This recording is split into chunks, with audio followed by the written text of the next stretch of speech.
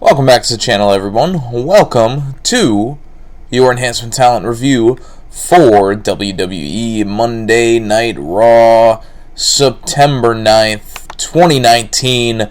A show that was, really fun. In-ring, a lot of good matches throughout the night. Maybe not the best of a go-home to a pay-per-view sort of show, but it, certainly, compared to normal go-home shows, this was actually a really, really good show. And, there wasn't any of the killer angles or anything that were really needed or, at least preferred to have in a good go-home show. But in ring-wise, there were at least 3 or 4 really good matches. And, there was some stuff to be able to look forward to. There was definitely steps in the right directions for a lot of guys, so this was a very, very good show, I thought, and we'll get into that, starting with the opener, obviously. I mean, what else would you start with? Raw in Madison Square Garden. If you were not aware, if they did not implant this into your brain enough, that Raw was at the Garden, then we were told right away with Stone Cold Steve Austin coming out and reminiscing on the Garden for a bit. He goes into a podcast, Steve Austin, at the beginning of this promo, just reminiscing and even telling a story in the ring that he's told on his podcast. I'm pretty sure I've heard it before, where he talked about being knocked unconscious by The Undertaker and, asking Earl Hebner where he is, and that's when Hebner says, "Boy, you're in the Garden," or, So, that whole thing. Just, basically, Austin's promo was, oh yeah, things were really cool back then, but, now we gotta get to why I'm actually here and do this, contract thing. And, of course, lots of, what's, so we can look forward to that for the next several months again. Those will probably get hot again. But, the crowd was hot for Austin, as they always are. It never fades away, that reaction that he gets. But he introduces the 2 competitors for the Universal title match in Braun Strowman and Seth Rollins. And this, the exchange between Braun and Seth was so bad. There was nothing to it. There was no relatable emotion being displayed by either guy. It wasn't. I just didn't understand what this angle is. I mean, I just don't understand what their relationship is. I don't understand what's going on. And I don't know if it's their fault that they're not convincing enough, or if it's just that lack of direction. But this really wasn't good until AJ Styles came out. Then it got really good, because AJ and Stone Cold going back and forth was one of the highlights of the night, as AJ comes out with the OC, similar to as he did last week, except instead of yelling at Michael Cole, this time he's going to yell at Stone Cold Steve Austin, telling him to sit this one out. He threatens Stone Cold to sit this one out. AJ does a great job of getting heat. This all felt off the cuff, and, just letting both guys roll with how the crowd was reacting. AJ had the crowd reacting great as a heel that he is. The crowd starts chanting asshole at him. Stone Cold rubs it in, saying that, I don't know if you can tell this, but 20,000 people are calling you an asshole. And AJ calls Steve an asshole and an old fart, before Steve simply moves the table out of the way. Braun and Seth take out the OC, throwing Gallows and Anderson out of the ring. Rollins goes for a stomp on AJ, but AJ throws him out of the ring, and AJ turns around into a Stone Cold Stunner. And For what it's worth, then Steve Austin goes walking towards the throne for the King of the Ring, only to pick up his hat. I thought he was gonna fucking get the crown like Baron Corbin has been the past few weeks, but no, he just dropped his hat right in front of it. But yeah, the AJ and Steve's interaction was great. The Seth and Braun stuff, not so great. And like the way this segment went, I could see a lot of people saying, this is burying AJ, and it's just like what they did with DX at the Raw reunion show, and all they want to do is just feed AJ to the old guys. But for one, this was awesome, and for two, in theory, this should actually get AJ more over as a heel than he was going in, because like AJ's been a heel, but he's never gotten as much heat as he got in this segment, and that's because it involves Stone Cold. And when you're the bad guy to Stone Cold, you're going to get booed. And so that, I feel like, helped AJ a lot. And, that sort of thing can keep the momentum rolling for him as someone that the crowd will actually want to boo if he's going against Cedric Alexander at the pay-per-view. And in turn, that'll help Alexander. So, I thought this was awesome. I could understand the people that might be upset that AJ is always doing the jobs for the old guys, but, I think it was the right thing to do for that crowd, and I think it'll help AJ in the long run.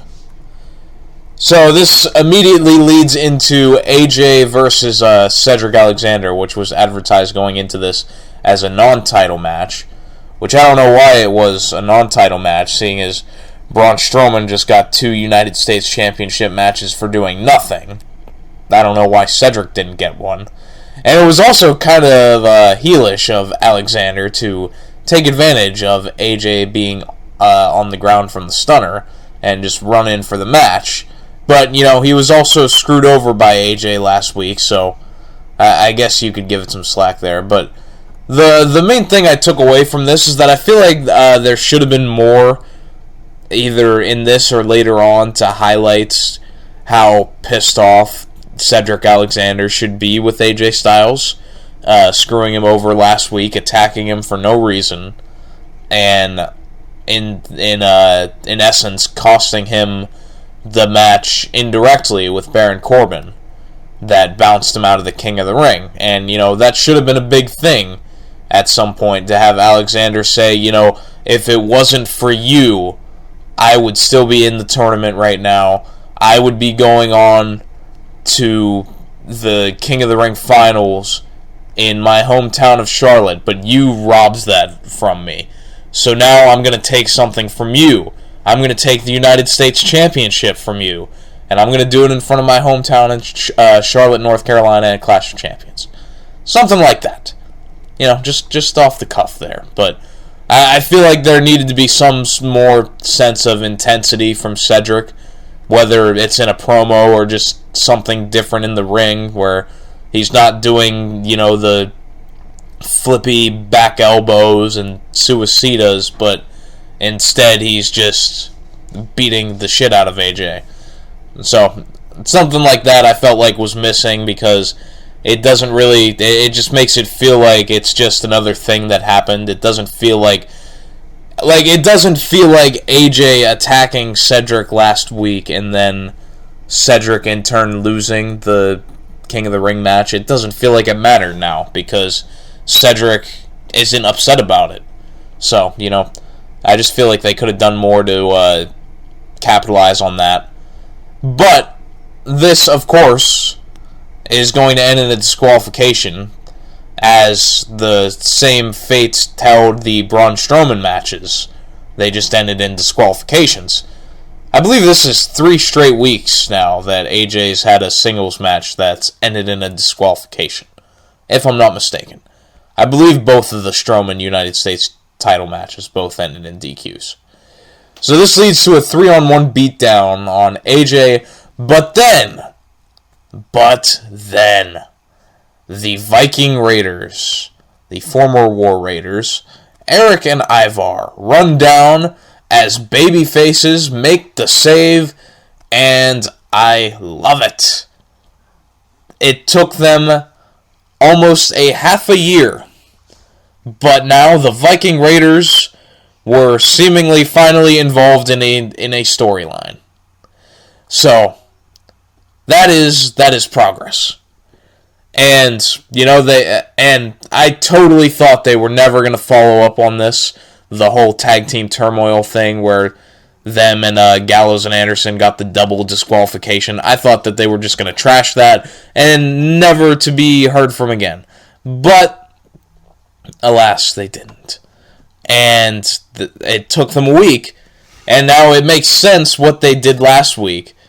Because what they did last week with the jobber match is they had the jobbers cut heel promos so that then the crowd would cheer for the Viking Raiders. So now it makes sense. That's why they did that. Because now that they are the baby faces going against the OC. So that is all well and good. And I'm all here for Eric and Ivar, if that is their real names, actually doing something. So that is nice. It only took a half a year, but here we are. Sasha and Bayley have a stupid backstage promo, as I called it.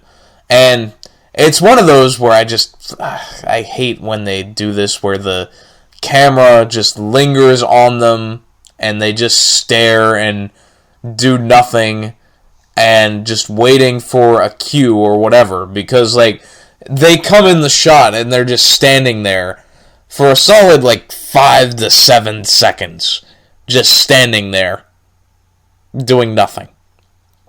And it was a meaningless promo. It didn't really even accomplish much. But either way, we'd have the Charlotte and Becky versus Sasha and Bayley match later on.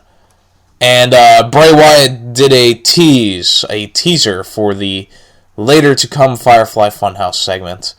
And so they've solved the problem for Raw ratings there. Is that if you have Bray Wyatt tease a Funhouse segment, then people will stick around. Becky and Charlotte versus Bayley and Sasha, the begrudging team of Becky and Charlotte, team together.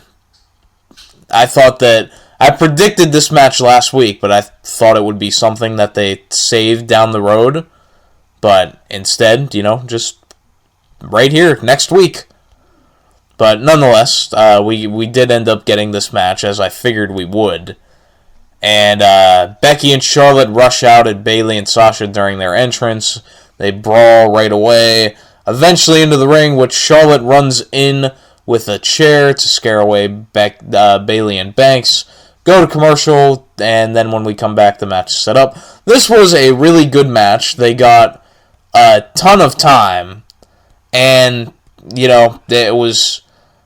I didn't take extensive notes on it, but there were some good spots, like the figure 4 spots where Becky tried to get Bayley in the disarmor, with Charlotte already having Sasha in the figure 8, but Bayley is able to essentially counter out of the disarmor the same way you would do a schoolboy, but in this case she just throws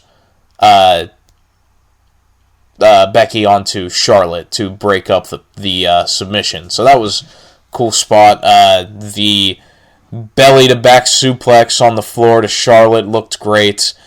And that leads to all 4 of them being down on the floor outside. Bayley gets Charlotte back in the ring. Sasha tries to intervene, but Charlotte knocks her off the apron and ends up pinning Bayley with a natural selection. There were a couple of really bad offensive moves here by Charlotte, including a big boot that hit nothing but air, and a moonsault where Charlotte might as well have landed on her feet. Well, she did land on her feet, but She did not make any contact with whoever she was doing the moonsault to. It was awful. And like I get that you want to be safe, and I commend that. But if it's going to look like complete shit, then just don't do it. Like, you don't have to do a moonsault every match. No one is forcing Charlotte to do a flip. It sucks that they pinned Bayley just 1 week after her turning heel, and by Charlotte no less, that she's facing for the title at the pay-per-view. Really, really lame that they did that, but, you know, somebody had to lose. And if any one of these 4 women would have been pinned a week heading into all 4 of their championship matches, then I would have been pissed off the same way. Like, it was being booked into a corner. And we already had the first 2 matches of this show end in a DQ. So we would have been heading for a 3rd straight. So booked into a corner. Nothing they really could have done differently, because if it's not Bayley taking the pin, then who is it? Is it Sasha taking the pin? Well, she's got the match with Becky. Is it Becky losing? Well, she's the champion, and she has the title match with Sasha, and you know, like, somebody had to lose. It's a shame that was the case, but they were booked into a corner, and it was either this or a disqualification. Ziggler and Rude make an alliance with the OC, saying they have similar enemies. They didn't actually say that this was going to lead to a match, but it would be the main event, a 10-man tag, involving everyone there, with the Viking Raiders, Rollins and Braun, and Cedric going up against Ziggler and Rude and the OC later on in the night. After this, we got Rey Mysterio versus Gran Metalik. This was, you know, fun lucha libre style of wrestling. Didn't disappoint. It's definitely worth watching. You know, it's the sort of thing like this that should be on TV more often. Gran Metalik is someone that the mainstream WWE audience will not have any clue how good this guy is. And, you know, if you haven't followed his career, then you don't know. And then to give him the opportunity to just have a match, a singles match, you know, imagine that. You give a wrestler time to have a wrestling match, then they're better off for it. And there's 1,000 guys that they have on their roster that could benefit from just going out there and having a good match with someone. There's so many people that they could do this with. Obviously, it wouldn't be a lucha libre match, but, you know, something in their territory to be able to help get them over, even if it's in a loss. It doesn't matter. Gran Metalik didn't lose shit by losing to Rey Mysterio in this match, because he can't go any lower than he already is. So this elevated Metalik, it established Rey Mysterio's return and gave him a win, which the whole deal was that he was on a losing streak, so this gives him a win right away. What it's leading to, as far as what's going to happen with Rey and Dominic, I'm still not totally sure. Like, if they're going to have a tag match, who's it going to be against? I don't know. We had the Triple Threat King of the Ring semifinal match. I absolutely love this line by Michael Cole that he is touting. Well, I shouldn't say touting. We all know where tout went.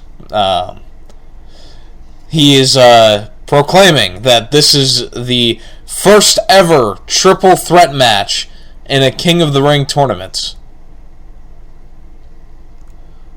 Yeah, there's a reason for that. Because it doesn't make any fucking sense. This was a really fun match, I thought. Another really good match on this show. And just, it finished almost verbatim exactly how I expected it to, and really how I predicted it would last week. Is that Corbin gets the win, but Ricochet did all the work to finish off Samoa Joe. He hits him with the 630, but in comes Corbin, who had earlier been choked out on the outside by Joe. And so Corbin runs back in, throws Ricochet over the barricade, and pins Samoa Joe. So, just as I predicted too, Samoa Joe was only inserted into this match, and they only had a tie last week because somebody did not want Ricochet to get pinned. And I have to assume that person is Paul Heyman, and maybe it's a case of a compromise with Vince, and that Vince wanted Corbin in the finals, but Heyman did not want Ricochet to lose the match, so I could see that being the situation that happened. But either way, I mean, Corbin in the finals, like a few weeks ago you could have told me that and I wouldn't have been thrilled about it, and I'm still not thrilled about it. I think there were several other guys that could have used it more, including Ricochet and Cedric Alexander, for two examples, that could have used it more, that haven't gotten the exposure that Baron Corbin has already had. But, Corbin the last few weeks has been very enjoyable as a heel presence, because it's not the same as when he was the overpowering heel authority / wrestler that he would be in half the segments on Raw, and it was go away heat. Now I feel like he has more actual heat, that people just want to see him lose the match he's in rather than just get off the television screen. So I like Corbin right now. I still think Cedric or Ricochet would have been a better alternative, but nonetheless, it looks like King Corbin very likely could be a thing, and if that happens, he could become just as overwhelming in the King gimmick as he was with the Constable gimmick. We'll have to wait and see. But this surely means that Chad Gable is going to beat Elias on SmackDown. Because so help me God, if this company has the utter gall to put on Baron Corbin versus Elias in the King of the Ring final, I don't know what I'll do. I might have to delete my channel and move to Siberia if that happens. I just don't think I'd be able to continue doing this. Don't ask why I'd have to move to Siberia. I just have to get off the grid, if something like that happens. After this, we had Natalya versus Lacey Evans. I don't know why this match needed to happen again. Last week, Lacey Evans beat Natalya with the handkerchief to the face, distracting Natalya. And so they did a rematch, and it was fine. The work was fine. They both a lot of hard hitting stuff. It felt like, but I didn't care because we just saw this last week, and I had no incentive to see it again. And so, of course, this time, being 50-50, Natalya's going to pick up the win. So, I don't know what's next or why I should care. If there's going to be a third match, I won't care about that either. So, there you go. After this, we had the Firefly Funhouse. The main key word of this one was Stranger Danger. Just everyone, all the puppets saying Stranger Danger. They're talking about Stone Cold, and their clock has been set at 3:16 all day, which Bray fixes with a sledgehammer. And it now reads 11:19. And after, as soon as I saw it, nothing in the Funhouse in Bray's vision is put there for no reason. So, 11:19 meant something. And after frantically Googling, I found a few things. The first one that I found on Bray Wyatt's Wikipedia page, so 100% accuracy. Now, didn't you always hate it when your teachers wouldn't let you use Wikipedia as a source? They're never wrong. I don't understand why. Number one, November 19th, when Bray Wyatt was in FCW as a part of the Rotundo Brothers, which is he and now Bo Dallas, lost the FCW tag titles to the Dude Busters of Kalen Croft and Trent Beretta. So, somehow I don't think that is the reason for this 11:19 on the clock. And unless Bray wants to get revenge for those FCW tag titles. I mean, I know Trent is in FCW, or not FCW. I would hope he's not still in FCW. He's in AEW. And so, I don't think they're going to do anything there. And I don't even know who Kalen Croft is. So, there you go. I don't think that is it. Number two was the night after the Shield debuted in 2013, I think it was. So, they debuted in Survivor Series helping CM Punk. But, their Raw debut, where they came out with Punk and were announced as the Shield, was November 19th. So, Seth Rollins there, I was digging, didn't find much. There was also a promo in November 19th SmackDown in 2015. It was during the Bray Wyatt family feud with the Brothers of Destruction. That was when Undertaker, or Kane rather, did the whole pyro thing, and it knocked out all the druids that Bray had captivated under his control. So, these are the things I found Googling before others on Twitter that were smarter than me were able to find that Undertaker's debut was November 19th, 1990. So, could that be what it means? Is Undertaker the next to be Mandible Clawed as early as tomorrow on SmackDown? As Undertaker is supposed to be there for the Madison Square Garden SmackDown show. So, as early as tomorrow, could we see that? Maybe. Maybe it meant something else. I saw people putting Bible verses that were 11:19. So, who knows? But it definitely means something. After this, we got the 10-man tag. I'll be honest, I was hardly paying attention to this because I was busy Googling. But Cedric ends up pinning AJ with the lumbar check, which will likely lead to their match at Clash of Champions. Austin immediately comes out, as soon as the 3 count hit, Steve Austin's music hit, Cedric had no time to celebrate his own win before Steve came down to celebrate everyone's win, and they all had a beer bash. Even the Viking Raiders, all 5 of the baby faces get the beer bash. You send the crowd home happy with that. So overall, solid show. I thought this was fun stuff, plenty of good matches. Even though I didn't pay close attention to a lot of the 10-man tag, it seemed like there was a lot of good stuff in that match too. And, the triple threat, the Gran Metalik and Mysterio match was good.